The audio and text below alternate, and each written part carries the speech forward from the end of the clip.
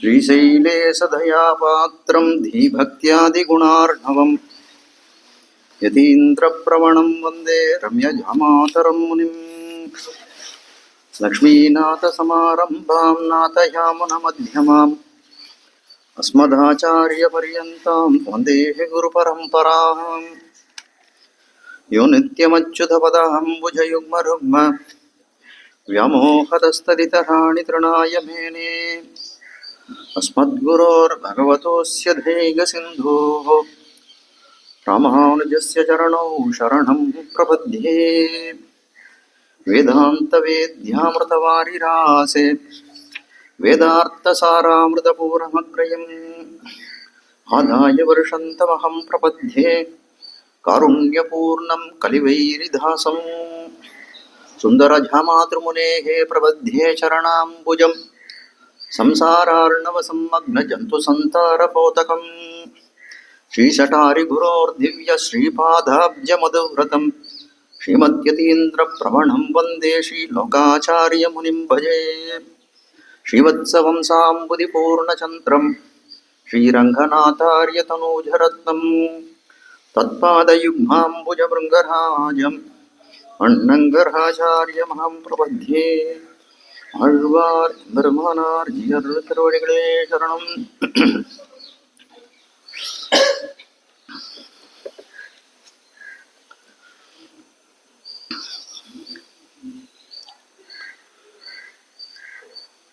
ஸ்ரீ வைஷ்ணவ குரு பரம்பரை சரியா கேட்கிறதா? ஸ்ரீ வைஷ்ணவ குரு பரம்பரைன்னு சொல்லக்கூடியது ரொம்ப விலட்சணமான குரு பரம்பரை, அத்விதீயமான குரு பரம்பரை. அதுக்கு நிகரான ஒரு எந்த சம்பிரதாயத்திலும் பார்க்க முடியாத ஒரு அற்புதமான விஷயம். அது ஒரு அவிச்சின்னமாக ஒரு ஆச்சாரியருக்கு அடுத்து மற்றொரு ஆச்சாரியர், ஒரு ஆச்சாரியருக்கு அடுத்து மற்றொரு ஆச்சாரியர் என்று ஒருவர் புகழை ஒருவர் மேன்மேலும் பெருக்கும்படியாய் அமைந்திருக்கக்கூடிய அந்த சம்பிரதாயம். அப்படிப்பட்ட இந்த சம்பிரதாயத்திலே கடைசியாக தோன்றியவர் மணவாள மாமுனிகள். உத்தரோத்தரம் பிராமான்யம் என்று தெரிவிப்பார்கள். சாதாரணமான அவர் நியாயம் ஒன்று சொல்லுவார், எது கடைசியா இருக்கோ அதுதான் பிரமாணத்திலே சிறந்தது என்று தெரிவிப்பார்கள். அப்படி பார்க்கக்கூடிய காலத்திலே எல்லாரையும் காட்டிலும் வீறுமிக்கவராக இருக்கக்கூடியவர் யார் அப்படின்னா மாமுனிகள் தான் சாட்சாத். அவரை காட்டிலும் உன்னதரை சொல்ல முடியுமான்னா சொல்ல முடியாது. அப்படிப்பட்ட பெருமை வாய்ந்தவராய் விளங்கக்கூடியவர் அந்த மணவாள மாமுனிகள். எதிபுனர் அவதார பூதராகவும் யதீந்திர பிரவணராகவும் இந்த நில உலகத்திலே திருவவதாரம் செய்து நம்போலியர்பால் இருக்கக்கூடிய கருணையினாலே அருளி செய்த இந்த திவ்ய பிரபந்தம் உபதேச ரத்தின மாலை. அப்படிப்பட்ட உபதேச ரத்தின மாலையில இதுக்காரும் நம்ம ஆழ்வார்கள் அவர்கள் அவதரித்த மாசங்கள், நட்சத்திரங்கள், அவருடைய அவதார ஸ்தலங்கள், ஆச்சாரியர்களுடைய ஒரு அவதார ஸ்தலங்கள், அவருடைய திவ்ய சூக்திகள், அந்த வியாக்கியானங்களை இப்போ அனுபவிப்பதற்கு ஏதுவாக பார்த்து கொண்டிருக்கிறோம். அந்த பகவத் விஷயம்னு சொல்லக்கூடிய திருவாய்மொழிக்கு ஏற்பட்ட வியாக்கியானங்கள். இது ஆளவந்தாருடைய உள்ள கிடக்கை. அந்த நம்மாழ்வாருடைய திவ்ய பிரபந்தங்களுக்கு ரொம்ப அவருடைய ஆழ்வாருடைய பெருமைக்கு தக்கவாறு சீர்மை பெற்ற இருக்கக்கூடிய வியாக்கியானங்கள் ஏற்பட வேணும் அப்படின்ற ஒரு ஆளவந்தாருடைய உள்ள கிடக்கையை பூர்த்தி செய்வதற்காக எம்பெருமானார் முயன்ற ஒரு காரியம்தான் இது. அதுல எம்பெருமானார் அதுல ஒரு பெரிய வெற்றியும் கண்டிருக்கிறார் அப்படின்னு தான் சொல்ல வேண்டும். ஏன்னால் பார்க்கக்கூடிய காலத்திலே இந்த ஈட்டுன்னு சொல்லக்கூடிய இந்த ஈட்டை உபன்யாசம் பண்ணக்கூடிய காலத்திலே, நம்பிள்ளை உபன்யாசம் பண்ணக்கூடிய காலத்திலையும் பார்க்கும்போது நம்பெருமாள் கோஷ்டியோ நம்பிள்ளை கோஷ்டியோ என்று சொல்லும்படியாக ரொம்ப பெரிய ஜனங்களுடைய ஆதரணியம் இந்த ஈடனுடைய காலக்ஷேபத்துக்கு இருந்தது. இன்னைக்கும் நம்பிள்ளை பாறை என்று சொல்லக்கூடிய இடத்துல ஸ்ரீரங்கத்தில் போனா எல்லாரும் சேவிச்சுட்டு தான் வரா. என்றைக்கோ ஏதோ ஒரு காலத்தில் நம்பிள்ளை அந்த இடத்துல ஒரு காலக்ஷேபம் பண்ணார் அப்படின்றத நினைவு கொண்டு அனைவரும் போய் சேவிக்கிறார்கள்னா அது ராமானுஜருக்கு பெரிய வெற்றி தான், அவருடைய விஜய துவஜம் தான் அது என்று சொல்லலாம். அது மட்டும் இல்லை, அதோட முடிஞ்சு போயிடுதா அப்படின்னா ஈட்டு பெருக்கிறான மணவாள மாமுனிகள் அவ்வளோ காலம் ஈடுன்ற நம்பிள்ளை காலத்துக்கு அப்புறம் பிரச்சாரத்தில் மறைந்து போயிருந்த ஈடு திரும்பவும் ஒரு காலத்துல ஏற்பட்டு அதை நம்பெருமாளே திருச்செவி சாத்தும்படியான ஒரு பெருமை பெற்றான். அது மட்டுமல்ல, அதற்கு அனுகுணமாக மாமுனிகளுக்கு அந்த ஸ்ரீசைல தயாபாத்திரம் என்று சொல்லக்கூடிய தனியனை பிரசாதித்தான். தன்னுடைய சேஷ பீடத்தை அவருக்கு காணிக்கையாக சமர்ப்பித்தான் என்றெல்லாம் பார்க்கக்கூடிய காலத்திலே அந்த ஈடுன்னு சொல்லக்கூடிய கிரந்தத்தினுடைய பெருமை வாசாம கோச்சரம் என்று சொல்லும்படியாய் ரொம்ப தன்னிகரற்ற ஒரு தன்னேற்றம் பெற்றதை இருக்கக்கூடிய வியாக்கியானமாக இருக்கக்கூடியது. அப்படிப்பட்ட அந்த ஈட்டினுடைய பெருமையை தான் இன்றைக்கு பார்க்கறதுக்கு நமக்கு அனுபவமாக விளைந்து இருக்கக்கூடியது. ஏற்கனவே 3 வியாக்கியானங்கள் நம்ம பார்த்துட்டோம். பகவத் விஷயத்துக்குன்னு ஏற்பட்ட திருவாய்மொழி வியாக்கியானங்கள். முதல்ல திருக்குறுகை பிரான் பிள்ளானுடைய 6000 படி, அதுக்கப்புறம் இவருடைய நஞ்சியருடைய 9000 படி, பெரியவாச்சான் பிள்ளையினுடைய 24,000 படி அப்படின்றது 3 வித கிரந்தங்கள் பார்த்துட்டோம். இதுல திருவாய்மொழி பகவத் விஷயமா அமைந்திருக்கக்கூடிய வியாக்கியானங்களுடைய பெருமையும் அந்த கிரந்த கர்த்தாவினுடைய பெருமைகளும் அனுபவித்தாயிற்று. இன்னைக்கு அனுபவமா நம்பிள்ளையனுடைய ஈடு அவகாசம் இருந்தால் அதுக்கு மேல அழிமணவாளச்சியர் முடிப்போம். இல்லைன்னா ஏதாச்சும் இருந்ததுன்னா அதை இன்னொரு சமயத்துல அடுத்த உபன்யாசத்திலே கேட்பதற்கு பிராப்தமாகும். தெளியதோ நம்பிள்ளை செப்புநரி தன்னை வள்ளல் வடக்கு திருவீதி பிள்ளை இந்த நாடறிய மாறன் மறைப்பொருளை நன்குரைத்தது ஈடு 36,000. அதாவது ஈடுன்னு சொல்லக்கூடிய கிரந்தம் என்ன அப்படின்னா நம்பிள்ளையனுடைய காலக்ஷேபம். நம்பிள்ளை இந்த ஈட்டை பட்டோலை கொண்டாரா அப்படின்னு கேட்டா இல்லை. ஏன்னால் என்ன அப்படின்னு கேட்டா, இப்போ நஞ்சியர் பண்ண வியாக்கியானத்தை யார் பட்டோலை கொண்டவர் அதை திருத்தி எழுதினவர் அப்படின்னா நம்பிள்ளை தான். அப்போ நம்பூர் வரதராஜாச்சாரியன்னு அவருக்கு திருநாமம். அப்படி இருக்கக்கூடிய காலத்திலே அவரிடத்துல ஒரு சமயம் என்ன பண்றார், அவருடைய கையெழுத்தெல்லாம் பார்க்கிறார். ரொம்ப முத்தா இருக்கு நம்பிள்ளையோடைய கையெழுத்து. ஆனால் நஞ்சியர் என்ன பண்றார், நான் எழுதி வச்சிருக்க ஒரு ரஃப் காப்பி மாதிரி இருக்கிறத அவர் இடத்துல கொடுத்து இதை நன்னா பண்ணி திருத்தி கொண்டு வர வேண்டும் அப்படின்னு சொல்லக்கூடிய காலத்துல அதை எடுத்துன்னு ஆத்தை கடந்து போகிறார் நம்பிள்ளை. ஆத்தை கடந்து போகக்கூடிய காலத்துல ஏதோ வெள்ளம் விடுறது, அவர் கையில இருக்கக்கூடிய ஓலைச்சுவடி போயிடுறது. ஆனால் என்ன பண்ணார்னா தன்னுடைய மனத்திலே அவ்வளவு விஷயங்களையும் தரித்திருந்தார். அது மட்டும் இல்ல கூடவும் சில விஷயங்கள் தெரிவிக்கக்கூடியதாக இருந்தது. அது நஞ்சியர் கடாட்சித்த காலத்திலே பார்த்தார், என்னது நான் சொன்னதுக்கு மேலேயே இருக்க இதுல விஷயங்கள் எல்லாம் அப்படின்னு. இல்ல இந்த மாதிரி அதுக்கப்புறம் தான் சொல்றாரு, இந்த மாதிரி ஆத்துல இதுவாய் பொழுத்து கரண்டது போகக்கூடிய காலத்திலே, ஆத்தை கடந்து போகக்கூடிய காலத்திலே திடீர்னு ஒரு பெருக்காறு வேறு வெள்ளம் ஏற்பட்டது. அதனால கையில இருந்த ஓலைச்சுவடி எடுத்துன்னு போடுத்து. அதனால அடியர் மனத்துல என்ன தரித்திருந்தோன்னா அதை மட்டும் அப்படியே எழுதிருந்தாங்க. ரொம்ப அழகிய ஒரு யானை கோலம் செய்தது போல ரொம்ப அழகிதா இருந்தது என்று சொல்லும்படியாய் அந்த நஞ்சியராலே மெச்சப்படக்கூடியவராய் இருவர். ஆனால் அப்படிப்பட்டவர் என்ன பண்ணார், நஞ்சியருடைய வியாக்கியானத்தை தன் கையாலே எழுதினவர். இவர் சாதிச்ச காலக்ஷேபத்தை யார் எழுதினார்னா அது வடக்கு திருவிதிப்பையால திருப்பட்டோலை கண்டொருளப்பட்டது தான் எழுதல. அது என்ன அப்படின்னா இவர் நியமனமும் இல்லை. காலையெல்லாம் நம்பிள்ளை சாதிக்கக்கூடிய காலக்ஷேபத்தை எல்லாம் காலை பொழுதுலேயே கேட்டுன்னு வருவார் வடக்கு திருவிதிப்பள்ளி. அதுக்கப்புறம் என்ன பண்ணுவார்னா ராத்திரி வேளையில திருமாடியில் இருக்கக்கூடிய சமயத்துல உட்கார்ந்து அவங்க நம்பிள்ளை கேட்ட அர்த்தங்களை எல்லாம் அப்படியே மனசுல தரித்திருப்பார், அப்படியே எழுதக்கூடியவராக இருப்பார். அந்த ஆச்சாரியர்களும் அப்படிப்பட்ட ஒரு இது இருக்கு. நம்பிள்ளை தரத்துல ஒரு தடவை கேட்டாலும் யாரோ ஒருத்தர் போய் ஒரு திருவாய்மொழி ஒரு சந்தை ஒரு அருள்சல் துணுக்கை எடுத்து கொடுத்து இதுக்கு அர்த்தம் நஞ்சியர் எப்படி சாதிப்பார் அப்படின்னு கேட்ட காலத்துல எங்கள் ஆச்சாரியர் நம்பிள்ளை 100 நஞ்சியர் 100 தடவை பகவத் விஷயம் சாதிச்சிருக்கார். எத்தனாவது உபன்யாசத்துல காலக்ஷேபத்துல சாதிச்சதுன்னு சொன்னார்னா அதுக்கு உண்டான அர்த்தத்தை நான் சொல்லுகிறேன் என்று தெரிவித்தாராம். அப்ப பாருங்க, அது 100 தடவை காலக்ஷேபம் பண்ண ஆச்சாரியருடைய பெருமை என்ன எவ்வளவு பெருசு, ரொம்ப பெரியதா இருக்கு. ஆனா 100 தடவை சொல்லக்கூடிய சமயத்திலே ஒரு விஷயங்கள் புதுசா விஷயங்கள் சொல்றதுன்னா அவருக்கு எப்பேற்பட்ட ஞானம் படைத்தவராக இருக்கணும்ன்றது ஒரு விஷயம். அதை 100 தடவை சொன்னது 100 காலக்ஷேபத்தை என்னென்ன விஷயங்கள் நம்ம சொன்னார் அப்படின்னு கேட்டா அதை அறிஞ்சிக்கிறது. அதை நான் அதை சொல்றேன் அப்படின்னு சொன்னார்னா அதை எவ்வளவு தூரம் அவர் மனதிலே தரித்திருக்கிறார் என்றது பெரிய விஷயம். நம்ம நேற்றுக்கு ஆத்துல என்ன கரந்து பண்ணான்னா மறந்து போடுறது. ஆனால் அவர்களுக்கெல்லாம் அந்த ஆச்சாரியர்களுக்கெல்லாம் அப்படிப்பட்ட ஒரு ஞானம் பொலிந்தவர்களாய் இருந்தார்கள். அப்ப இந்த ஈட்டனுடைய கதை என்ன அப்படின்னு கேட்டா இவராலே பட்டோலை கொல்லப்படக்கூடிய இவருடைய ஆகியே இல்லாதே வடக்கு திருவீதி பிள்ளையாலே பட்டோலை கொல்லப்பட்டது. மேல அந்த வீடு எப்படி பிரச்சாரத்தை மறந்து போன காலங்களெல்லாம் மேல சொல்ல போறாரு இந்த வரலாற்றுல. அந்த இதுல கொஞ்சம் விசதமாகவே விசதீகரணமாக அனுபவிப்போம். இப்போதைக்கு அதை தெரிஞ்சுக்கலாம். வீடுன்னு சொல்லக்கூடியது நம்பிள்ளையனுடைய காலக்ஷேபம். அதை பட்டோலை கொண்டவர் வடக்கு திருவீதி பிள்ளை. அவருடைய அனுமதி இல்லாமல் பட்டோலை கொண்டார். ஈடுன்னு சொல்லக்கூடியதுக்கு என்ன அர்த்தம் அப்படின்னு கேட்டா ஈடு இல்லாததுக்கு ஈடு இணையா ஒப்பவாதான் ஒரு எதுவுமே கிடையாது அப்படின்னு சொல்லும்படியா ஒண்ணு. அது மட்டும் இல்ல நம்மளை எல்லாம் ஈடுபடுத்தக்கூடியது, பகவத் விஷயத்துல ஈடுபடுத்தக்கூடியதா இருக்குது ஈடு அப்படின்னு ஒண்ணு காட்டுகிறார்கள். அது மட்டும் இல்ல இது கவச்சம்ன்றார்கள். நம்ம சம்பிரதாயத்துக்கு இந்த ஆழ்வாருடைய திருவாய்மொழிக்கு சம்பிரதாயத்துக்கெல்லாம் ஒரு கவச்சம் போல ரக்ஷணத்தை போல விளங்கக்கூடியதுன்னு 3 விதமான அர்த்தங்கள் இந்த ஈடுன்னு சொல்லக்கூடிய சப்தத்துக்கு இவ்வளவு அர்த்தங்கள் தெரிவிக்கிறார்கள் பூர்வாச்சாரியர்கள்.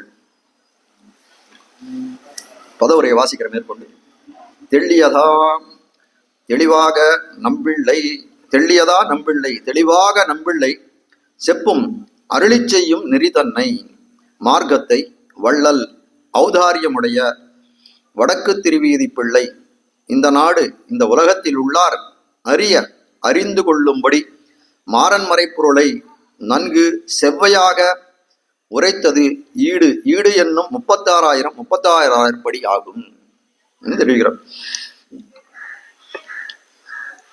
வியாக்கியானத்துல மேலே அனந்தரம் பிள்ளையுடைய திவ்ய சூக்தி கிரமத்தை வடக்கு திருவீதி பிள்ளை ஜெகத் பிரசித்தமாம்படி திருவாய்மொழிக்கு வியாக்கியானமாக அருளி செய்தது. பிள்ளைன்னு சொல்றது இந்த இடத்துல நம்பிள்ளை தான். அப்போ பிள்ளையுடைய வார்த்தை திவ்ய சூக்தின்னு சொல்லக்கூடியது என்னன்னா, அது கிரந்தமா பார்க்கக்கூடாது. அந்த இடத்துல அவர் அவராலே தெரிவிக்கப்பட்ட அர்த்தங்கள், அது காலட்சேபமா சாதித்த அர்த்தங்களை திவ்ய சூக்தி கிரமத்தை வடக்கு திருவீதி பிள்ளை ஜெகத் பிரசித்தமாம்படி திருவாய்மொழிக்கு வியாக்கியானமாக இது பண்ணது. இந்த ஜெகத் பிரசித்தம்னு சொல்லக்கூடிய அடைமொழி எங்க நம்பிள்ளைக்கும் போடலாம். ஏனால் கிழிய தெரிவித்தேன், நம்பிள்ளை கோஷ்டியோ நம்பெருமாள் கோஷ்டியோ என்று சொல்லும்படியாய் அதை காட்டிலும் அதிக பக்தர்களிடத்திலே அதை அன்வயித்தார்கள் அப்படின்னு தான் விஷயமா இருக்கிறது. அப்போ அது காட்டக்கூடிய விஷயம் என்னன்னா, அந்த ஜெகத் பிரசித்தன்றது நம்பிள்ளைக்கும் சேரும், அந்த அவருடைய காலக்ஷேபத்தை பட்டோலை கொண்டவராக இருக்கக்கூடிய வடக்கு திருவீதி பிள்ளை அவருக்கும் சேரும். அது மட்டுமல்ல, அதன் வழியாக அந்த வடக்கு திருவீதி பட்டோலை கொண்டதாக இருக்கக்கூடிய ஈடு 36,000 அதுக்கும் சேரக்கூடியதாக இருக்கக்கூடியதுதான் வியாக்கியானமாக அருளி செய்து ஈடு 36,000. அப்படி வடக்கு திருவீதி பிள்ளையாலே பட்டோலை கொள்ளப்பட்டது என்னன்னா, ஆனா இந்த இடத்துல என்னன்னா வடக்கு திருவீதி பிள்ளை வியாக்கியானம் செய்த மாதிரியே தெரிவிச்சிருக்காரு. இந்த இடத்துல இந்த பாசுரத்தினுடைய மூலத்தை பார்க்கக்கூடிய காலத்துல வடக்கு திருவீதி பிள்ளை சுயமாகவே சொதகா தானே இந்த வியாக்கியானத்தை அருளி செய்தது போல காட்டுறாரு. மேல அது புலஞ்சீர் அதுக்கு மேல காட்டுறது, அது சில விஷயங்கள் காட்டுறது. இது நம்மளுடைய வாக்மயம் தான், வாங்மயத்தை இவர் பட்டோலைப்படுத்திருக்கார் அப்படின்ற ஒரு விஷயத்தை காட்டுறாரு மேல இதுல வியாக்கியானத்துல. தெள்ளியதா நம்பிள்ளை செப்பு நெறி தன்னை, தெள்ளியதான்னு சொல்லக்கூடிய காலத்தை தெளிவாக அப்படின்னு தெரிவிக்கிறார். இந்த இடத்துல சொல்றார், பிரசன்ன கம்பீரமாய் சாராசார விவேக சதுரமாயிருந்துள்ள நம்பிள்ளையுடைய திவ்யசூக்தி கிரமத்தை. பிரசன்னம் அப்படின்னு சொல்ற இடத்துல இந்த இடத்துல அர்த்தம் என்ன வச்சுக்கணும், தெளிவுன்னு தான் அர்த்தம் வச்சுக்கணும். ஏன்னா சாதாரண பிரசன்னம்னா என்ன சொல்றது, கொஞ்சம் சந்தோஷமா இருக்கக்கூடியது அப்படின்ற அர்த்தம் சாமானியமா சம்ஸ்கிருதத்தை சொல்லலாம். ஆனால் இந்த இடத்துல என்ன சொல்றாருன்னா, தமசா நதிக்கு வால்மீகி பகவான் போறார். ஒரு சமயத்துல இந்த இதுக்கு அவருடைய அந்த நாரத பகவான் அந்த ராமனுடைய வைபவத்தை எல்லாம் சொல்லிட்டு போன காலத்துல அவர் தமசா நதிக்கு போகக்கூடிய காலத்துல அந்த கங்கையில போய் நியாயமா இருப்பார். அவருடைய அனுஷ்டானம் மாத்தியானிக ஸ்நானம் பண்ணி அங்க அனுஷ்டானத்தை பண்ணணும் அவர். ஆனால் என்ன பண்றாரு, அன்னைக்கு பொழுது ஜாஸ்தி ஆகி போயிடுத்து நாரதர் பகவான் வந்ததுனால. அதனால என்ன பண்றாரு, பக்கத்தே தமசா நதி இருக்கு, தமசா நதியில போய் தீர்த்தம் ஆட போறாரு. இப்போ தமசா நதி எப்படி இருக்குன்னு வர்ணிக்கக்கூடிய காலத்துல பிரசன்னமாக இருக்கிறது தெரிகிறது. நதி பிரசன்னமா இருக்குன்னா நதிக்கு சந்தோஷம் உண்டா அப்படின்னு கேட்டா நதிக்கு சந்தோஷம் கிடையாது. பிரசன்னமா இருக்குன்னா தெளிவாக இருந்தது, அதான் இந்த இடத்துல வச்சுக்கணும். தெளிவாக அது மேல பிரதிபதார்த்தத்துக்கு அதான் கட்டுறது. தெளியதான்னு சொல்றதுக்கு தெளிவாக நம்பிள்ளை பிரசன்ன, அது மட்டும் இல்ல கம்பீரமா இந்த ஈடுனுடைய தெளியதா நம்பிள்ளை செப்பு நெறி தன்னைன்னு அவருடைய வாங்மயம் எப்படி இருக்கு அப்படின்னு கேட்கக்கூடியது. ரொம்ப தெளிவாக இருக்கக்கூடியது, ரொம்ப கம்பீரமாய் போற்றத்தக்கதாக இருக்கிறது. சாராசார விவேகம், அதுல இருந்து இன்னது சாரம் இன்னது அசாரம் என்று சொல்லும்படியாய் அறிவிக்கக்கூடியதாய் இருக்கிறது. அதுக்கப்புறம் சதுரமாயிருந்துள்ளன்னா சதுரம்னு சொல்லக்கூடியது என்ன அப்படின்னா, ஒரு மேதாவிலாசம், ஒரு புத்திசாலித்தனம், சாமர்த்தியத்தை காட்டக்கூடிய சப்தம் அது.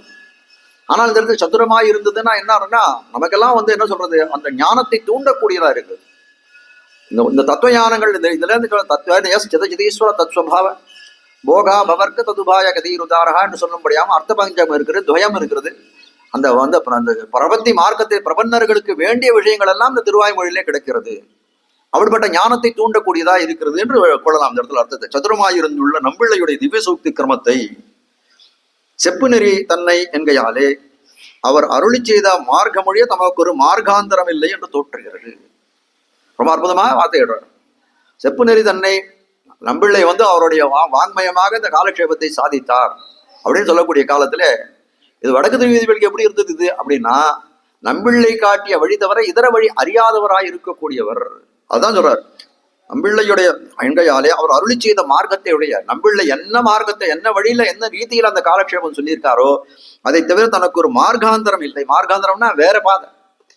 இவர் நம்பிள்ளை சொல்றது ஒரு பாதை, இல்ல நான் வேற பாதையில போய் அதை நான் இது பண்றேன் அப்படின்னா அந்த மாதிரி இல்லை. நம்பிள்ளை என்ன அதை சொன்ன அர்த்தம் காட்ட வந்த விஷயம் அந்த இடத்துல என்னன்னா, நம்பிள்ளை என்ன வார்த்தைகளை பிரயோகம் பண்ணாரோ, என்ன சப்தங்களை பிரயோகம் பண்ணாரோ, என்ன அர்த்தம் அதுக்கு தெரிவித்தாரோ அதில் இம்மி அளவும் மாறாமல் இருக்கக்கூடியதாய் இந்த ஈடு 36,000 படி அது அவராலே லேகனம் செய்யப்பட்டது, அவரால் எழுதப்பட்டது அப்படின்னு காட்டக்கூடியது. மார்க்காந்திரம் இல்லை என்று தோற்றுகிறது. வேற மார்க்கம் இல்லை. இதை பார்க்கக்கூடிய காலத்துல எப்படி தோன்றதுன்னா, நம்பிள்ளையினோட அடிச்சுவடிலே போயிருக்கிறார் வடக்கு திருவிதி பிள்ளை அப்படின்னு காட்டுகிறது. குரு பிரமாணி கிருதச்சித் கிருதச்சித் கிருதச்சித்த விருத்தயா, குரு பிரமாணி கிருத சித்த விருத்தயா என்று சொல்லும்படியாய் ஒரு பிரமாணத்தை எடுத்து காட்டுகிறார்கள். அது என்ன அப்படின்னா, குரு பிரமாணி கிருத்த, குரு செய்தது, கிருத்தான செய்தது, சித்த விருத்தயா அதுவே என்ன சொல்லணும், மனத்து வரைக்கும் செல்லும்படியா, மனம் வரைக்கும் செல்லும்படியா இருக்கக்கூடியது. காட்ட மேல காட்ட வந்த விஷயம் என்ன, மார்க்காந்திரம் இல்லைன்னு சொன்னாரே, அதுக்கு இந்த பிரமாணத்தை எடுத்து உதாரிக்கிறார். நம்பிள்ளை சென்ற வழி தவிர இவருக்கு வேறு வழி அறியாதவர். அப்போ குரு பிரமாணிக்கிறது, குருவாலே செய்யப்பட்டது என்னோ அதுவே இவர் மனதிலே தேங்கி இருக்கிற, அதை கொண்டே ஈடுமுதாராயப்படி எழுதினார் என்று காட்டும்படியாய் இருக்கக்கூடிய பிரமாணம் அது. என்னும்படிகிற இவர் ஆச்சாரியரை அடியொற்றி நடக்கும் கிரமம், அது போலதான் இவர் ஆச்சாரிய அடியொற்றி நடக்கக்கூடிய கிரமமாக இருக்கிறது. வள்ளல் வடக்கு திருவீதி பிள்ளை.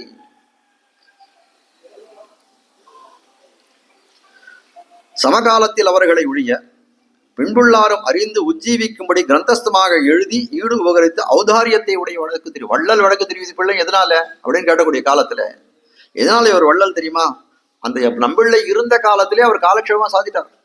அப்போ என்ன, அந்த சமகாலத்தில் நம்பிள்ளையோட சமகாலத்தில் இருந்தவர்களுக்கெல்லாம் அந்த ஒரு காலக்ஷேபத்தை கேட்கக்கூடிய ஒரு பாக்கியம் ஏற்பட்டது. அதனால அவர்களுக்கு எதுவும் இல்லை, அவருக்கு அவர்களுக்கெல்லாம் நல்ல பேருக்கு இதுவா பயனா போயிடுது, காலக்ஷேபத்துக்கு ஒரு இதுவா போயிடுது, உறுப்பா போயிடுது. ஆனால் பின்புள்ளாரெல்லாம் எப்படி இது பண்ணணும் அப்படின்னு கேட்டா, அதுக்கு ஒரு கிரந்தஸ்தமாக ஈடுபடுத்த வேண்டுமே. ஆனால் சொல்றாரு, கிரந்தஸ்தமாக ஈடுபடுத்தினால் இவர் வள்ளல் என்று தெரிவிக்கிறார். காஞ்சி சுவாமி ஒரு அர்த்தத்தை காட்டுறதுக்கு, இது ஒரு வள்ளல் வடக்கு திருவிதி வள்ளல்னு சொல்றது இதனால மட்டும் இல்ல, சந்திரசூரியர்கள் போல 2 குமாரர்களுக்கு பிறந்தார்கள். இந்த சம்பிரதாயத்துக்கு பண்ணிருக்கக்கூடிய அவர்கள் பண்ணிருக்கக்கூடிய ஒரு விசேஷம் அது பெரிய இது. அதனால்தான் வள்ளல். புலலோகாச்சாரியம் அழகவனவாத நாயனாரும் இந்த சம்பிரதாயத்தை இந்த வள்ளல் யார் அப்படின்னா வடக்கு திருவிதி பிள்ளைன்னு தன்னுடைய உதயஸ்தமால வியாக்கியானது காஞ்சி சுவாமியோட நிர்வாகமா இருக்குது, வள்ளல்னு சொல்ல முடியாது. அப்போ இவர்கள் ஈட்டை உதாரர்னு சொல்றாரு. வள்ளல்னா என்ன, நல்லா அப்படியே வள்ளல் தன்மையுடைய உதாரரா இருக்கக்கூடியவர். இவர் ஈட்டை இது பண்ணார், எல்லாருக்கும் பின்புள்ளாருக்கும் பயன்படும்படியாக ஒரு பட்டோலை கொண்டு அதை ஒரு கிரந்தஸ்தமாக ஆக்கி வைத்தார். அதனாலே உதாரர், வள்ளன்மை புரிந்தவர் என்று காட்டுகிறார். இந்த நாடறிய நாடு நகரமும் நன்கறி என்னுமா பாலே விசேஷஜரோடு அவிசேஷஜரோட வாசியரை ஒரு நாடாக அறிந்து ஈடுபடும்படி. இந்த நாடறியன்னு சொல்லும்படியானா, இந்த நாடெல்லாம் அறியும்படியானா என்ன அப்படி, நாடு நகரமும் நன்கரியன் திருப்பல்லாண்டு சொல், நாடு நகரம் நன்கரிய நமோ நாராயணாவென்னு என்று சொல்லும்படியாய் பெரியாளர் பாடுகிறார். இந்த நாடு நகரம் அழியணும், யாருன்னா அவனுடைய அன்பரவானே வணங்குகிறோம், நாராயணனை வணங்குகிறோம். அதுபோல என்னன்னா, இந்த நாடறியன்னு சொன்னா யாருன்னா சில விசேஷஜரா இருக்கக்கூடியவர்கள். விசேஷக்கர்னா நல்லா ஞானம் பொருந்தியவர்கள். அவர்களை இதுக்கு இயற்கையாகவே அவர்கள் சுவாபாவிகமா இதுல ஒரு ஆசை உண்டு, அதை கொண்டு உய்ந்தார்கள். அது மட்டும் இல்ல, சில பேருக்கு உயணும்னு ஆசை இருக்கு, ஞானம் இல்லை. அவிசேஷக்கரும் அறிந்து கொள்ளும்படியாக ரொம்ப எளிமையான முறையில அவருடைய காலக்ஷேபம் அமைந்திருந்தது என்று சொல்லும்படியாய் இந்த நாடறியும்படியாக அருளி செய்திருக்கக்கூடியது தெரிவிக்கிறார். மாறன் மறைப்பொருள்னு சொல்லக்கூடியது என்னன்னா, ஆழ்வாருடைய திவ்ய சூக்தி, ஆழ்வாருடையதாய் வேதரூபமான திருவாய்மொழியின் அர்த்தத்தை மாறன் செந்தமிழ் வேதத்தின் செழும்பொருளை என்ன கடவுதிரு.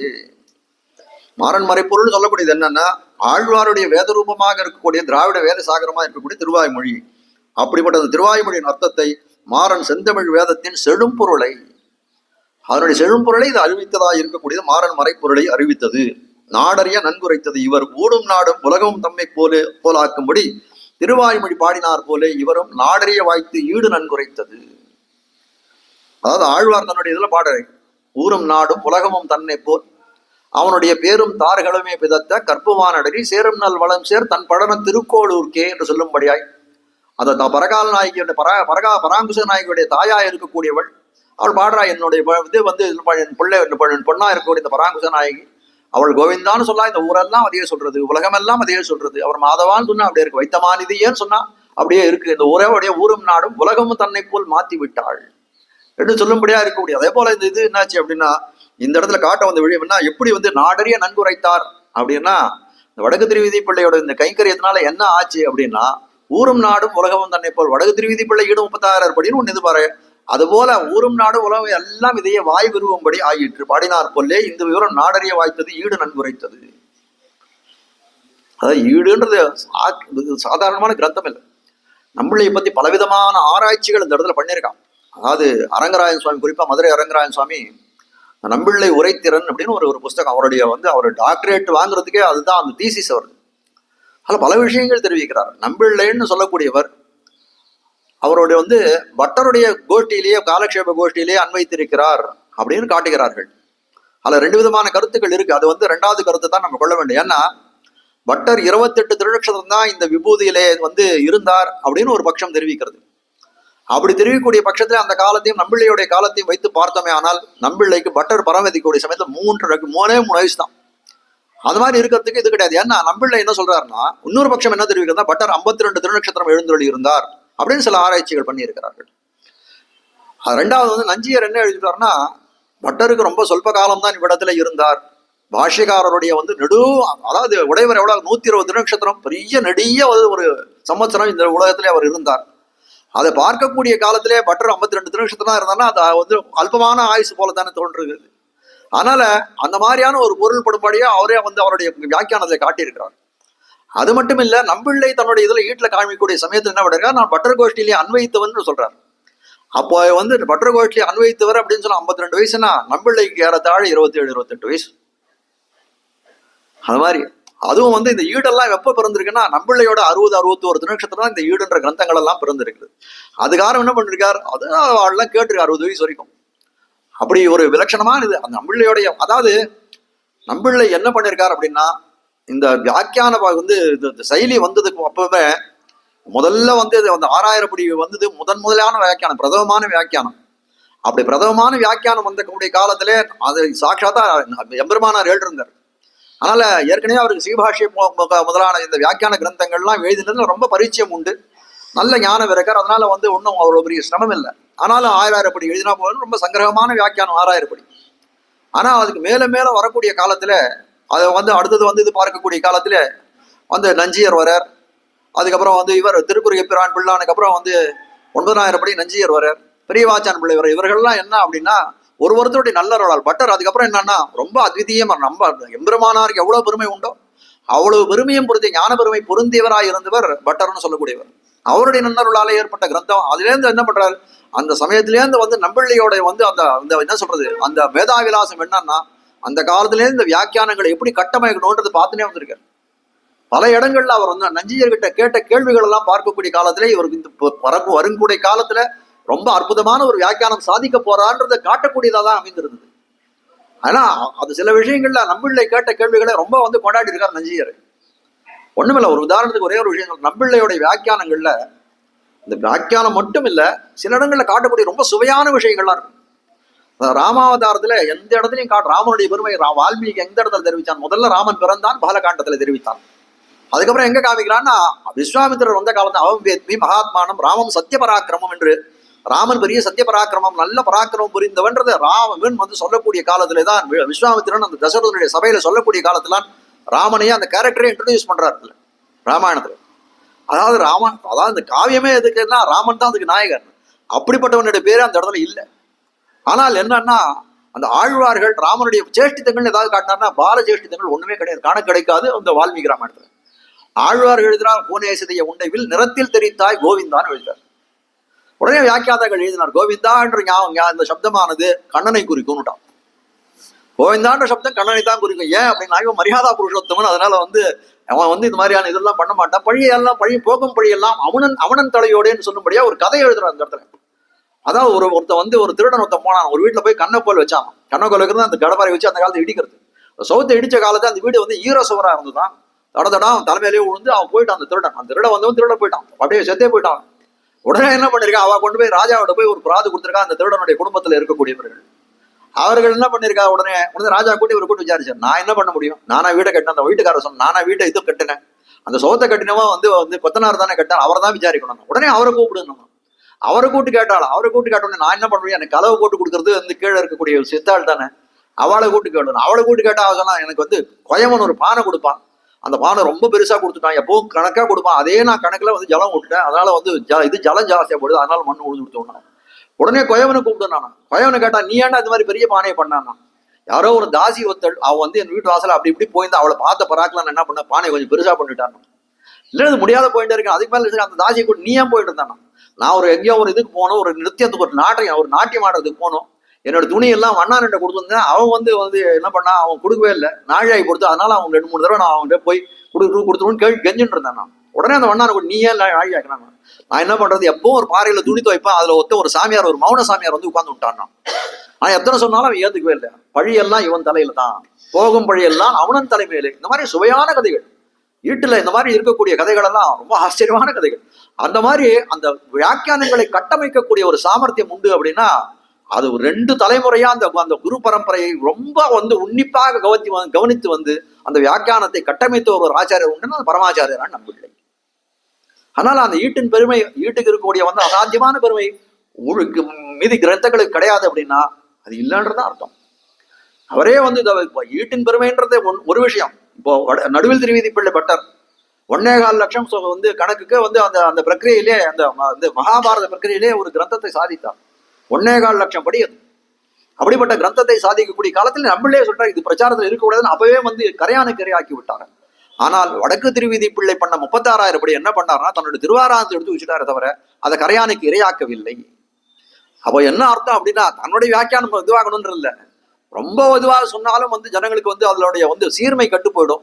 ஓரளவுக்கு தெரிஞ்சதாக இருக்கணும், தெரியாதாக இருக்கட்டும் அப்படின்ற மாதிரி ஒரு 36,000 படி கிரந்தம் இருக்கணும்னு நினைத்தார் என்று சொல்லக்கூடியதா இருக்கு. அது மட்டும் இல்ல, ஒரு ஆச்சாரியனுடைய நியமனம் இல்லாத பண்ணால் அதுக்கு சில இது எல்லாம் உண்டு அப்படின்றத நம்ம நம்பிள்ளை திருவுள்ளத்திலே இந்த உலகம் எல்லாம் அறிய வேண்டும் அப்படின்றதான் காட்ட வந்த விஷயமா இருக்கிறது.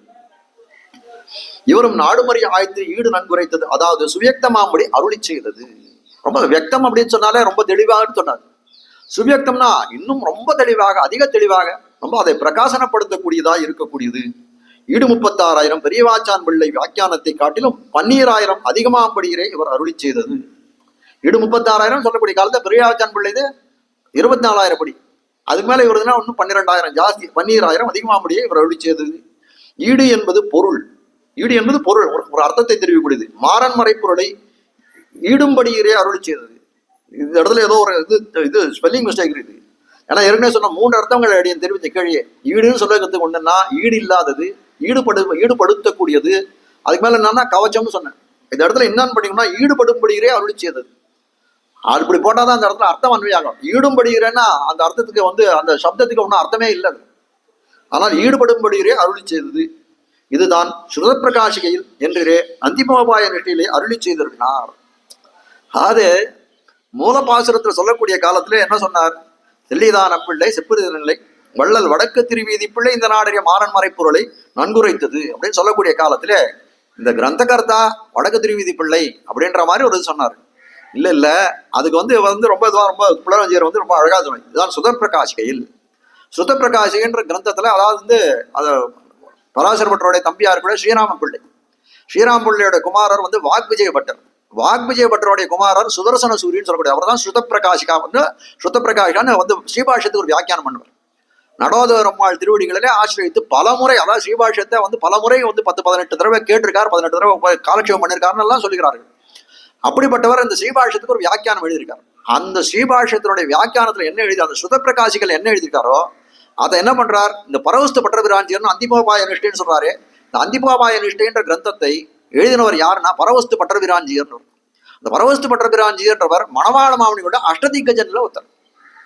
அந்த அந்திமோபாய நிஷ்டையில என்ன சொல்றாருன்னா அருளி செய்தனார். என்னன்னா அந்த சுத பிரகாசிகள் இருக்கக்கூடிய ஒரு இதை எடுத்து, ஒரு வாக்கியத்தை எடுத்து இதுல மேற்கோள் காட்டுறான். அது என்னன்றது காட்டுறாரு. அந்த கட்டளையை ஆய்த்து அருளி செய்தது, அதாவது ஈடுன்னு சொல்ல அந்த கட்டளையிலே அருளி செய்ததா இருக்கிறது. இப்ப இந்த பிரக்கிரியை என்னன்றது சொல்லணும். அந்த பிரக்கிரியை சொல்றதுக்கு என்ன பண்றாரு? குருபியா அர்த்தः ஸ்ருதः சப்தைஹி தத் பிரயுக்தைச்ச யோஜிதः. குருபியா அர்த்தஸ்ச குருபியா அர்த்தः ஸ்ருதः சப்தைஹி தத் பிரயுக்தைச்ச யோஜிதः. குருபியான்னு சொல்லக்கூடிய சப்தம் என்னன்னா குருவை குறுக்கக்கூடியதா இருக்கு. ஆனா அது என்னன்னா அது பகுவச்சனம், அது பன்மையில இருக்குது. ஆனா இந்த இடத்துல ஒருமையை தான் கொள்ள வேண்டும். அந்த இடத்துல குருபியா அர்த்தः, அதான் குருவால சொல்லப்பட்ட அர்த்தங்கள் அதை காட்டுகிறார். குருபியா அர்த்தகான்னு சொல்லக்கூடிய காலத்திலே என்ன சொல்றான்னா அர்த்தஹா ஸ்ருதஹா, அந்த குருவினால சொல்லப்பட்ட அர்த்தங்கள், கேட்கப்பட்ட அர்த்தம். ஸ்ருதஹான கேள்வி கேட்கிறது. சப்தஹா சப்தைஹி தத் பிரயுக்தைச்ச யோஜிதஹா, அந்த கேட்ட அர்த்தம் அவர்கள் கேட்டதும் அந்த சப்தத்தையும் சேர்த்து நான் எழுதணும், யோஜனை பண்ணி எழுதணும் அப்படின்னு வந்து இது பண்றாரு. அப்படி எழுதக்கூடிய காலத்துல என்ன அது தெரிவிக்கக்கூடிய அர்த்தமா என்ன இருக்கு அப்படின்னா, அவர் சொல்றார், அந்த பட்டபிரான் என்ன சொல்றாருன்னா, பரவஸ்து பட்டபிரான் நந்திபாபாய நிஷ்டைன்ற கிரந்தத்தை சொல்லக்கூடிய காலத்துல இவர் தான் கிரந்த கர்த்தா. ஆனால் என்ன சொல்றாருன்னா, ஒரு கிரந்தத்தை எழுதக்கூடிய காலத்திலே ஒரு எழுத்தாணிக்கும் ஓலைச்சுவடிக்கும் என்ன அந்த கிரந்தத்துல உரிமை உண்டு அப்படின்னு கேட்டா ஒரு உரிமையும் கிடையாது. அந்த கிரந்தத்தை எழுதுறவனுக்கு தான் உரிமை, அது அச்சேதனமா இருக்கக்கூடிய பொருள். அவர் சொல்றாரு, இந்த கிரந்தத்துக்கு எழுதுறது அத்திபோகபாய நிஷ்டைன்ற கிரந்தம் நான் எழுதினேன்னு நான் எல்லாரும் சொல்றாளே, எனக்கு இருக்கக்கூடிய அந்த கிரந்தத்துல இருக்கக்கூடிய சம்பந்தம் என்னன்னா, அந்த எழுத்தாணிக்கும் ஓலைக்கும் என்ன சம்பந்தம் உண்டு அதே சம்பந்தம் தான் எனக்கு. ஏன் அப்படி சொல்றான்னு கேட்டா, இந்த கிரந்தங்கள் பூர்த்தியா எழுதுறதுக்கு காரணம் யாருக்கான மாமுனிகள் தான் என்று தெரிவிக்கிறார். அப்ப சொல்றார், அந்திபோபாய நிஷ்டாயாக வக்தா சௌமியவரோ முனிகி. அந்திபோபாய நிஷ்டைன்னு சொல்லக்கூடியது சொன்னவர் யார் அப்படின்னு கேட்டா, இந்த விஷயங்கள் மொத்தம் சொன்னது என்னன்னா, வக்தாகா, இதை சொன்னவர் யார் அப்படின்னா சௌமியோபயந்திரு முனிகி, மணவாள மாமுனிகள் தான் இந்த விஷயத்தை அந்திபோபாய நிஷ்டைக்கு விஷயமா இருக்கக்கூடியதெல்லாம் காலக்ஷேபமா பண்ணவர் யார் அப்படின்னு கேட்டா மணவாள மாமுனிகள். லேகனஸ்ய அன்வயோகோ மே அத்திர லேகனி தாளபத்திரவது. சொல்றார், லேகனஸ்ய அன்வயா, அந்த லேகனம்னா எழுதக்கூடியது. லேகனஸ்ய அன்வயம், என்னுடைய சம்பந்தம் என்ன அப்படின்னு கேட்டா, லேகனஸ்ய அன்வயம், லேகனம் பண்ணக்கூடிய காலத்துல என்ன அன்வயம் உண்டு அப்படின்னா, அந்த அங்கு இருக்கக்கூடிய அந்த தாளபத்திரவது, தாளபத்திரம்னு சொல்லக்கூடிய ஓலை, எழுத்தாணி, லேகனின்னு சொல்லக்கூடியது எழுத்தாணி. இந்த ரெண்டும் இருக்குது, ரெண்டுத்துக்கு என்ன சம்பந்தம் உண்டோ அந்த சம்பந்தம் தான் உண்டு. ஆனால் இதுக்கு வக்தா யாருன்னு சொன்னா, இந்த கிரந்தகர்த்தான்னு சொல்லணும்னா அது மாமுனிகளைத்தான் சொல்ல வேண்டும் என்று தெரிவித்தார். இப்ப எதுக்கு இவ்வளவு விஷயத்தை சொல்றாரு அப்படின்னா, ஈடு 36,000 சொன்னா என்ன அர்த்தம்னா, எழுத்தாணிக்கும் ஓலைக்கும் என்ன சம்பந்தம் உண்டோ அதே போல சம்பந்தம் தான் எனக்கும் உண்டு வடக்கு ரீதிக்குள்ள சொல்றார் அப்படின்னு அதை காட்டுகிறாருங்க. ஆனா இந்த விஷயத்தை ஏன் ஸ்ருத பிரகாசியை கூட்டார் அப்படின்னு கேட்டா, ஸ்ருத பிரகாசிகள் தான் இந்த இதை காட்டுகிறார்.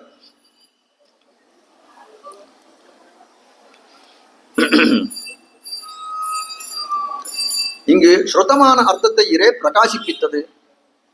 இவருக்கு ஸ்ருத பிரகாசிகா பற்றம் எதுக்கு பேசணும்னா, ஸ்ருதம்னா கேட்கறது, பிரகாசம் என்ன பண்றதுன்னா அதை கேட்டதை பிரகாசனப்படுத்துறது. அதெல்லாம் காட்டுற. இங்கும் ஸ்ருதமான அர்த்தத்தை இரே பிரகாசிப்பித்தது அப்படின்னா, வடக்கு திருவீதி பிள்ளை தமக்கு ஸ்ருதமான அர்த்தம் என்ன, நம்பிள்ளையுடைய காலக்ஷேபம், அதைத்தான் இவ்விடத்திலே காட்டுகிறான்.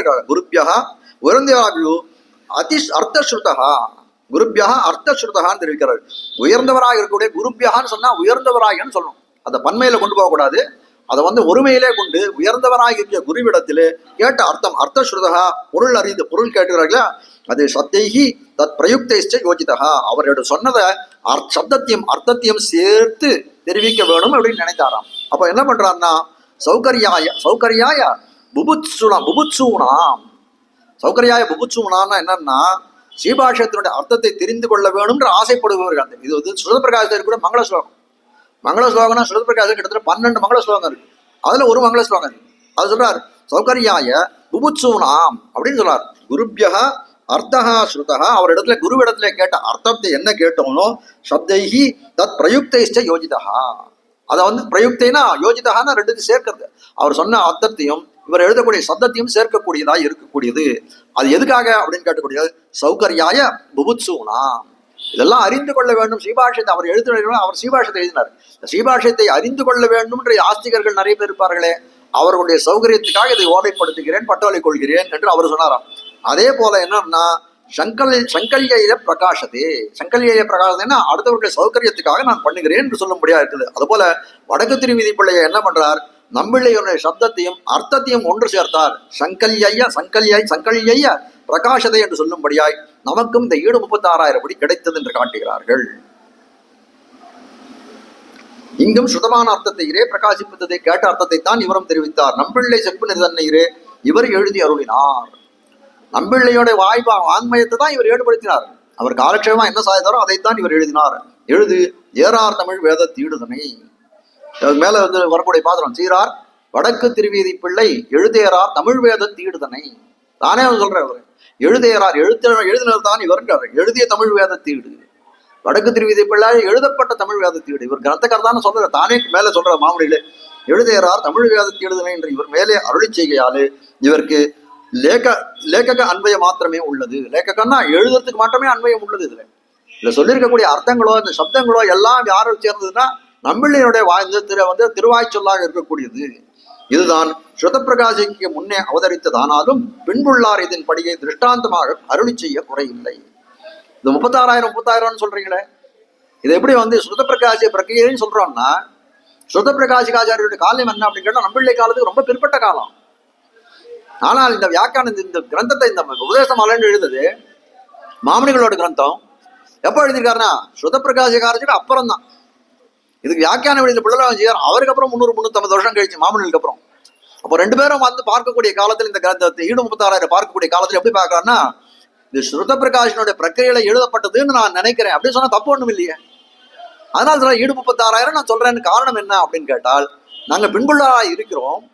இந்த கிரந்தம் ஏற்பட்டது முன்னால ஸ்ருதப்பிரகாஷுக்கு முன்னாடி ஏற்பட்டுக்கலாம்.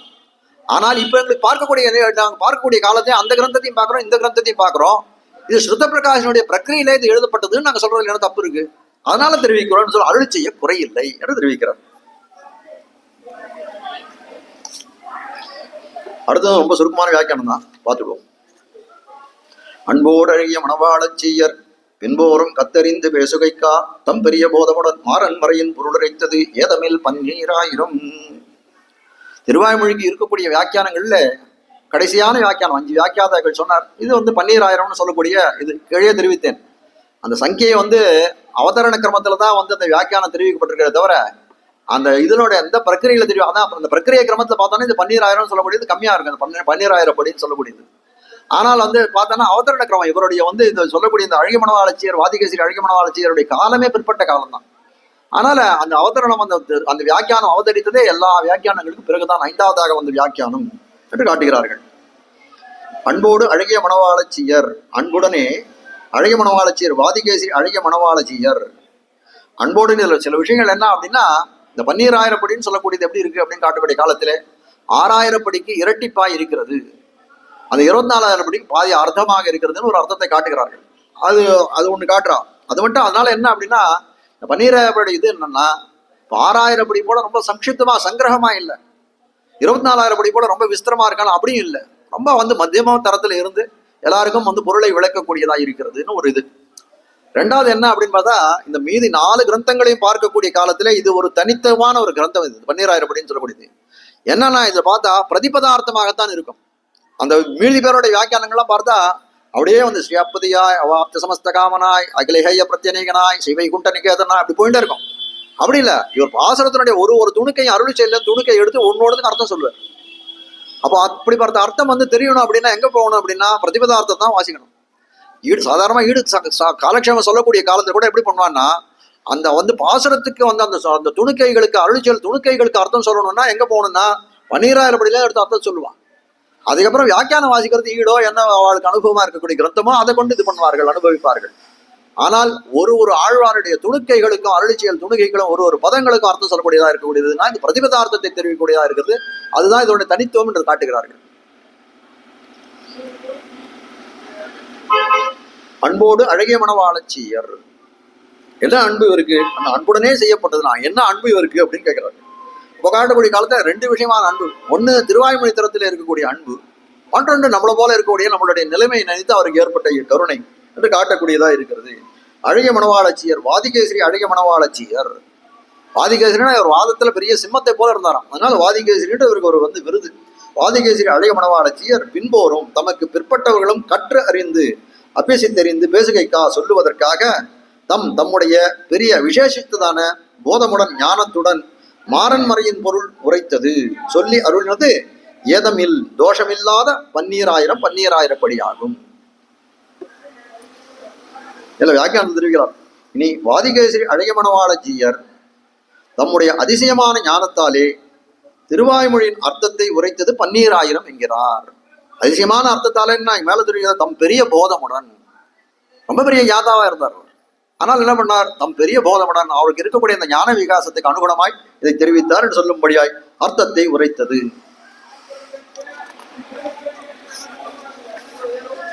அன்போடு அழகிய மணவாளச்சியர் அப்படின்னு சொன்னதுனாலே இவருக்கு என்ன அன்பு, திருவாய்மொழியில் தமக்கு உண்டான பிரேமம் பெருக்க வாய்த்து அருளி செய்தது.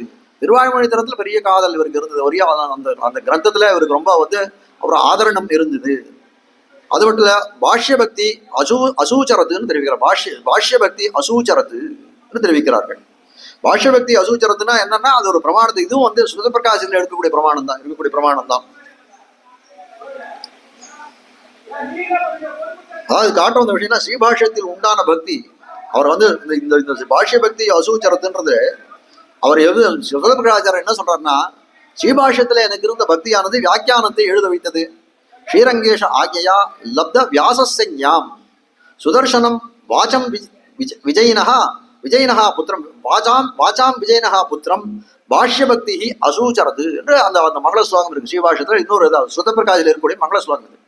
ஒரு ஸ்ரீரங்கேஷ ஆக்கியா, இவருக்கு அந்த சுதப்பிரகாசிக்கப்பட்டிருக்க ஒரு விருது கிடைச்சிடும். என்ன அப்படின்னா வியாச சங்கியாம் அப்படின்னு சொல்லி விருது கொடுத்தாராம். யாருன்னா ஸ்ரீரங்கேசனுடைய ஆணையாளி நம்பெருமாள் என்ன பண்ணாரா, அவர் ஆக்கிய கொடுத்தாராம். அவருக்கு வந்து வியாச சங்கியாம்னு ஒரு இது கொடுக்கும். ஏன்னா ஸ்ரீபாஷ்யத்துக்கு வந்து இது பண்ணியிருக்கார், வியாசருடைய பிரம்மசூத்திரத்துக்கு வியாக்கியானம் பண்ணிருக்கார். வியாச சங்கியாம் என்று சொல்லும்படியாய் அவர் கருத்தை சொல்லக்கூடியா இருக்குது அப்படின்றதுனால வியாச சங்கியாம். சங்கியானம் என்னன்னா ஒரு சங்கேதமாக அறிவிக்கக்கூடியது, ரொம்ப கஷ்டமா இருக்கக்கூடியது. எப்படி சொல்லுவான்னா சங்கியான்னு சொல்லுவான். சங்கேத வியாக்கிரத சங்கியானே ஒரு பிரகரணம் ஒன்று உண்டு. சங்கியா பிரகரணம்னா என்னன்னா ரொம்ப பெருசா இருக்கிறது என்ன பண்ணணும், பெருசா சொல்ல வேண்டிய அவசியம் இல்லை. ஒரு 10 அக்ஷரத்தை சேர்த்து சொல்லணும்னா அதுக்கு என்ன பண்ணா அந்த சங்கியான்னு சொல்லிடும். அந்த சங்கியா சொன்னா என்னன்னா முதல் எழுத்து கடைசி எழுத்து சொன்னா போதும், அது போயிடும். அது போல வியாச சங்கியாம்னா வியாசருடைய இதெல்லாம் ஒரு சங்கியா மொழியிலே, அதாவது சங்கேதமான இது கொடுக்கக்கூடிய ஒரு இவர் அப்படின்னு சொல்லி விடாத வியாச சங்கியாம்னு இவருக்கு ஒரு விருது இந்த இடத்துல கொடுத்தான். அதுபோல வியாச சங்கியாம் சுதர்சன வியாச சங்கியாம் சுதர்சனம் யாருக்கு, சுதர்சன சூரியன் பேர் இருக்கு. சுதர்சனம் அப்படிப்பட்டவர் யாருன்னா வாச்சாம் விஜயின புத்திரம். வாச்சாம் விஜயன புத்திரனா வாக் விஜயபட்டரோட புத்திரராக இருக்கக்கூடியவர். பாஷ்ய பக்தி அசூச்சரத்து, பாஷ்ய பக்தினா ஸ்ரீபாஷ்யத்துல இருந்த பக்தியினாலே எழுதிய இது வியாக்கியானம் என்று தெரிவிக்கிறார். அது எப்படிப்பட்டதுன்னா அந்த ரங்கேசனுடைய அந்த நம்பெருமாளுடைய அருளாலே ஆக்கியாலே இவருக்கு அந்த விருது கிடைச்சதுன்னு தெரிவிக்கிறார். என்னமா போலே அது போல என்னன்னா இவருக்கு அன்றைக்கே அன்போடைய மணவாளச்சீர் என்று இவர் எப்படி எழுதினார்னு இப்ப சொல்ல வந்தார்னா, இவர் வந்து அந்த சுதர்சன சூரி சுதப்பிரகாசிகா ஆச்சாரியர் என்ன பண்ணார் அப்படின்னா, அந்த ஸ்ரீபாஷ்யத்திலே அவருக்கு எவ்வளவு பக்தி இருந்த ஒரு வியாக்கியானத்தை ஏற்றினாரோ அதே போல இவ்விடத்திலே அழகமன ஆளச்சியர் என்ன பண்ணார்னா, அவருக்கு திருவாய்மொழி தரத்திலே அப்படிப்பட்ட ஒரு அன்பு இருந்தது. அதனால இந்த வியாக்கியானத்தை எழுதினார் சொல்ல வருகிறார்கள்.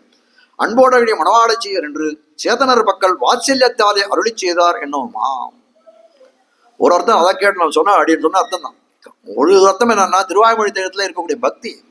அடுத்தது அன்புன்னு சொல்லக்கூடியது என்ன அப்படின்னா, நம் போல இருக்கு பின்னால இருக்கக்கூடியவர்கள் திறத்துல இருக்கக்கூடிய சேத்தனர் பக்கத்துல இருக்கக்கூடிய வாத்சல்யம். அந்த அன்புனால என்ன பண்ண அருளி செய்தார் என்னோமா. நெறி உள்ளி உரைத்த கணக்கர நலத்தனை இன்னுமா போலே. அது திருவாய்மொழியில் இருக்கக்கூடிய சந்தை. நெறி உள்ளி உரைத்த கணக்கர நலத்தன் அந்தமில் ஆதியம் பகவன் வனக்குடை தவநெறி வழி நின்று புறநெறி களைகட்டு என்று சொல்லும்படியாய் காட்ட வந்த விஷயம் இந்த இடத்துல என்னன்னா, கணக்கரு நலத்தனன். கணக்கரு நலத்தனன்னா கணக்கு பண்ண முடியாத வந்து அனந்தமான கல்யாண குணங்களை உடையனா இருக்கக்கூடிய எம்பெருமான். அதை பார்க்கக்கூடிய காலத்திலே நான் எப்படி இருக்கேன் அப்படின்னு கேட்டா, எந்த நலன் இல்லாத இருக்கக்கூடியவனா இருக்கிறேன். அப்படிப்பட்டவன் என்ன பண்ணான், பின்போல் நெறியுள்ளி உரைத்த எல்லா தர்மங்களையும் எனக்கு உரைத்தவனா இருக்கிறான். அவன் வந்து எல்லா சமஸ்த கல்யாண குணங்களுக்கும் இருப்பிடமாய் இருக்கிறான். எந்த விதமான குணங்களுக்கும் இருப்பிடம் ஒரு குணங்களும் நம்ம இடத்துல கிடையாது. ஆயினும் நம்ம இடத்துல நெறி உள்ளி உரைத்தான் என்னுமா போலே. அப்படின்னா என்ன அர்த்தம் அப்படின்னா, சேத்தனர் பக்கத்துல இருக்கக்கூடிய கருணை இருக்கு இல்லையே, அது ஆழ்வார் சொல்லக்கூடிய வாக்கு என்ன எப்படி இருக்குன்னா, எம்பெருமான் சமஸ்த கல்யாண குணாத்மகன், என்னிடத்துல ஒரு குணமும் கிடையாது, ஆனால் என்ன பண்ணா எனக்கு நெறியெல்லாம் உரைத்தான். அதே போல இவருக்கு சேத்தனர் பக்கத்துல கருணை அப்படின்னு சொன்னா, சேத்தனர்கள்லாம் எப்படி இருக்கா அப்படின்னா, எந்த விதமா இவர் நல்ல நற்குணங்கள் பொருந்தியவராக இருக்கிறார். சேத்தனர்களுக்கெல்லாம் அந்த மாதிரியான குணங்கள் அவ்வளவு குணங்கள் இல்லை. ஆனால் என்ன பண்ணார், இவர்கள் உபதேசம் பெற்றால் தானே உயிர்ந்து போவார்கள் உபதேசித்தார் என்று காட்டும்படியா இருக்கிறது. பின்போரும் கத்தறிந்து பேசுகைக்கா பின்புள்ளாரை இதை கொண்டே சாதிக்க வேண்டி இருக்குமே. இதை கொண்டுதான் வந்து அர்த்தத்தை சாதிக்க வேண்டி இருக்கும். அதுக்கு அனுகுணமாக பின்புள்ளாரை இதை அபியசித்து அதில் தாற்பயங்களை நன்றாக அறிந்து பர பிரதிபாதனம் பண்ண வல்லராம்படியாக. பின்போரும் கத்தறிந்து பேசுகைக்கான்னு சொன்னா என்ன அர்த்தம், பின்புள்ளவர் இருக்கிறவெல்லாம் இதை கற்க வேண்டும், அறிய வேண்டும், அது மட்டும் அதை பிரவர்த்தனம் பண்ணணும். பேசுகைக்காக இருக்கக்கூடிய இதுல இப்படி விஷயம் சாதிச்சிருக்கான்னு அதுக்கு அனுகுணமாக அதற்கு ஒற்றியா என்ன பண்றாருன்னா, பின்புள்ளாரும் இதை அபியசித்து அதில் தாற்பயங்களை அதனுடைய தாற்பயம் தெரிவிக்கக்கூடிய வந்து உள்பொருள்களை எல்லாம் நன்கு அறிந்து பரப்பிரதிபாதனம் பண்ண வல்லராம்படியாக. பரப்பிரதிபாதனம்னா ஒரு அடிக்கீழ சொன்னது இல்லையா, இது இந்த 12,000 சொல்லக்கூடியது எப்படி இருக்குன்னா, அந்த அருளி செயலினுடைய அந்த ஒரு பதத்தையும் எடுத்து அர்த்தம் தெரிவிக்கிறதா இருக்கு. பரப்பிரதிபாதனம் பண்ணக்கூடியதா என்று சொல்லக்கூடியது இருக்கு. இப்போ ஒரு வரி எடுத்துக்கோங்க, ஒரு வரியில ஒரு 4 எழுத்து வச்சிருக்கணும், 4 பதம் இருக்குன்னு வச்சுக்கோங்க. சாதாரணம் 1102 பாசுரங்கள், 1102 பார் 4 அடி இருக்குன்னா ஒரு பாசுரத்துக்கு 16 எழுத்து, 16 பதங்கள் உண்டு. அப்படி ஏறத்தாழ கணக்கு பண்ணோம்னா கிட்டத்தட்ட 26,000 சொச்சம் பதங்கள் வருது. அதுல வந்து சில பதங்கள்லாம் எப்படி இருக்கும், ஒரே பதங்களா இருக்கலாம் வச்சுக்கோங்க, ஒரு 300-400 பதங்கள் அப்படியே இருக்குன்னு வச்சுக்கோங்க. அதை தவிர சில பதங்கள்னா ஒரே பதமா இருக்கும், அர்த்தம் வேறையா இருக்கும். அப்படின்னு சொல்ல வேண்டியிருக்கும். அப்படி பார்த்தால் கிட்டத்தட்ட ஏறத்தாழ 24,000-25,000 சப்தங்களுக்கு இவர் அர்த்தத்தை தெரிவித்திருக்கிறார் அப்படின்னா நினைச்சு பாருங்க. அது ஒரு பெரிய டிக்ஷனரி போல, அது அகராதியை போல. அது இவர் பண்ணிருக்கக்கூடியது என்ன அப்படின்னா, ஒரு தமிழ் டிக்ஷனரியை போல அதை வந்து அந்த அகர வரிசைப்படி நம்ம இது படுத்தினோம். ஆனால் திருவாய்மொழிக்கு ஒரு அகராதி போல இருக்கும். பிரதிபாதனம் பண்ண வளராம் இத்தை ஒழிய 4 வியாக்கியானம் உண்டானாலும் சப்தார்த்த நிர்ணயத்துக்கு இத்தை கொண்டே சாதிக்க வேண்டுமரே. இப்போ வந்து மீதி பேருடைய வியாக்கியானங்கள்லாம் எப்படி இருக்கும்னா, அது ஒரு திரண்ட பொருளை சொல்லக்கூடியதா தான் இருக்கும். ஆழ்வாருடைய ஒரு சப்தத்துக்கும் உயர்வரான்னு சொல்லக்கூடியது. உயர்வரானா என்ன, உயர் நலம்னா என்ன, மதிநலம்னா என்ன அப்படின்னு கேட்டா அதுக்கு அர்த்தம் எங்க கிடைக்கும்னா பன்னீராயிரப்படியில தான் கிடைக்கும். சாதிக்க வேண்டிய அந்த அதர் நிர்ணய சப்தார்த்த நிர்ணயத்துக்கு இத்தை கொண்டே சாதிக்க வேண்டிய தம் பெரிய போதமுடன் அப்படிப்பட்டவர் பெரிய ஞாதாவா, பெரிய ஞானம் படைத்தவராய் இருந்தார். திருவாய்மொழியை தேர்ந்துரைக்க வல்ல தன்னுடைய மகத்தான புத்தியாலே அல்ல ஞாதா அல்ல வந்து சொல்ல முடியாத வந்து அப்பேற்பட்ட ஞாதாவா இருந்தார். மாறன்மறையின் பொருளுரைத்தது தம் பெரிய போதமுடன். அது எம்பெருமான அந்த அம்மாழ்வாருடைய இதை எழுதணும்னா வந்து சிறு ஞானம் படைத்தவராக எழுத முடியுமா அப்படின்னா எழுத முடியாது. அதான் தெரியும். மாறன்மறையின் பொருள் எடுத்தது ஆழ்வாருடைய திருப்பவளத்திலே அவதரிக்கையால் உண்டான அதிசயத்தை உடைத்தாய். இவருக்கு ஞானம் இருக்கு, இவர் எழுதின பிரபந்தம் அதே போல ரொம்ப பெரியதா இருக்கணுமே அப்படின்னா அது எங்கேருந்து வந்தது? அதனுடைய மூலம் என்னன்னா நம்மாழ்வாருடைய திருப்பவளத்தில் இருந்து உதித்ததா இருக்கக்கூடிய திருப்பதி அவதரிக்கையால் அதிசயத்தை உடைத்தாய். அதனால் சர்வர்க்கம் அதிகிருதம், அது அதாவது என்னன்னா அதிசயத்தை உடைத்தாய் அப்படின்னு சொன்னா வேதம்னு சொல்லக்கூடியது என்ன, அது வந்து அதிகிருதாதிகாரம் உண்டு. இந்த வர்ணத்தவர்கள் தான் ஓதலாம், வந்து ஸ்திரீகள் இது பண்ணக்கூடாது அப்படின்ற பல விதமான கட்டுமானங்கள் உண்டு. இப்போ இந்த இடத்துல காட்டும் அதிசயத்தை திருப்பவளத்தை அவதரிக்கால் நம்மாழ்வாருடைய திருப்பவளத்திலேருந்து அவதரித்தது அப்படின்னா என்ன அர்த்தம் அப்படின்னு கேட்டா அதிசயத்தை உண்டாதுனா சர்வர்க்கும் அதிகாரம் இதிலே உண்டு. அப்படிப்பட்ட பெருமையை உடைத்தாய் இருக்கிறது. அதிலே உடைத்தாய் திராவிட வேத ரூபம். அதனால மேல திராவிட வேத ரூபமான திருவாய்மொழியின் அர்த்தத்தை உரைத்தது. திருவாய்மொழியின் அர்த்தத்தை உரைத்தது உரையாக பிரதிபிம்ப வியாக்கியானமாக அருளி செய்தது. பிரதிபிம்பம்னா என்ன, நம்ம ஒரு கண்ணாடி வச்சுருக்கோம், போய் பார்க்கிறோம், நம்மளுடைய மூஞ்சி அப்படியே தெரியுது, கண்ணாடியில் எதை காட்டாலும் தெரியுது. அதே போல திருவாய்மொழியை கொண்டு போய் ஒரு கண்ணாடி காமிச்சா என்ன பண்ணுமா, அது 12,000 படியும் சேர்த்து காட்டுமா. அதை போல பிரதிபிம்பம் போல இருக்கு. அப்படி உருவாக்கப்படி சொல்றேன். திருவாய்மொழிக்கு வந்து ஆழ்வார் சொன்ன இது அதுதான் உயர்வர மயர்வர மதிநலம் அப்படின்னு சொன்னா, அந்த மயர்வர மதிநலம் மயக்கு துயக்கு எல்லாத்தையும் போக்கினான். மதிநலம்னா பக்தி ரூபா பண்ண ஞானத்தை கொடுத்தான் அப்படின்னு அந்த சப்தத்துக்கு அந்த ஒரு பதத்துக்கு பெயர் சொல்லுமே, அதை போல பிரதிபிம்பத்தை போல விளங்குகிறது. ஏதமில் 12,000 ஏதமில் 1000 இதற்கு ஏதமில் 1000 ஓதமில் ஓதவல்லார் பிறவாரேன்னு ஒரு இது. ஏதமில் 1000னா தோஷம் இல்லாதுன்னு அவர் ஆழ்வாரே வந்து தன்னுடைய வந்து திருவாய்மொழிக்கு சொல்லுகிறார். ஏதமில் 1000 இதுக்கு ஏதமில் 12,000 ஆயிற்று. எப்படி திருவாய்மொழி தோஷமற்றதாய் இருக்கிறதோ அது போல இதுவும் எப்படி இருக்கு, இந்த 12,000 படி வியாக்கியானமும் தோஷமற்றதாய் விளங்கக்கூடியது. ஏதமில்லாமை குற்றமற்ற இருக்கை, அதாவது ஆழ்வார் திருவுள்ள கருத்தை பின் செல்லுகை. என்ன குற்றம் இது கிடையாது அப்படின்னு கேட்டா, ஆழ்வார் திருவுள்ளத்தில் இல்லாத கருத்தெல்லாம் இது எதுவுமே சொல்லலை. ஆழ்வார் வியாக்கியானது முக்கியமான விஷயம் அதுதான். நீ பல பெரிய பண்டிதனா இருக்கலாம், ஆழ்வார் சொல்லாத கருத்தை அதை சொல்லிட்டாங்க, ஆனால் அது எந்த விதமான பிரயோஜனம் கிடையாது. நம்ம சுயமா 1000 அர்த்தம் சொல்லலாம், அது வேற விஷயம். அது உன்னுடைய புத்திக்கு சேர்ந்த விஷயமே தவிர நமக்கு உஜ்ஜீவன விஷயமானா இல்லை. நமக்கு உஜ்ஜீவனமான விஷயம் இருக்கக்கூடியது எது அப்படின்னா ஆழ்வாருடைய திருப்பவளத்திலிருந்து வந்த வார்த்தைகள் தான். அப்போ அது ஏதமில்னு சொன்னா ஆழ்வாருடைய திருவுள்ளத்துக்கு அனுகுணமாக இந்த வியாக்கியானமும் இயற்றப்பட்டது. திருவுள்ள கருத்தை இதுதான். பிள்ளானுடைய வியாக்கியானத்தில் த்விகுணமாய், ஆச்சான் பிள்ளையுடைய வியாக்கியானத்தில் அர்த்தமாய். அதாவது த்விகுணமாய்னா என்ன சொல்றது, பிள்ளான்றவர் என்ன 6000 படி திருக்குறை பிள்ளான்னு த்விகுணமாய்னா அது 6000 படி, அதாவது 2 மடங்கு ஜாஸ்தியா இருக்கு. த்விகுணம் அப்படின்னா 2 மடங்கு ஜாஸ்தியா இருக்கு, 12,000 படியா சார், 2 மடங்கு ஜாஸ்தியா இருக்கு.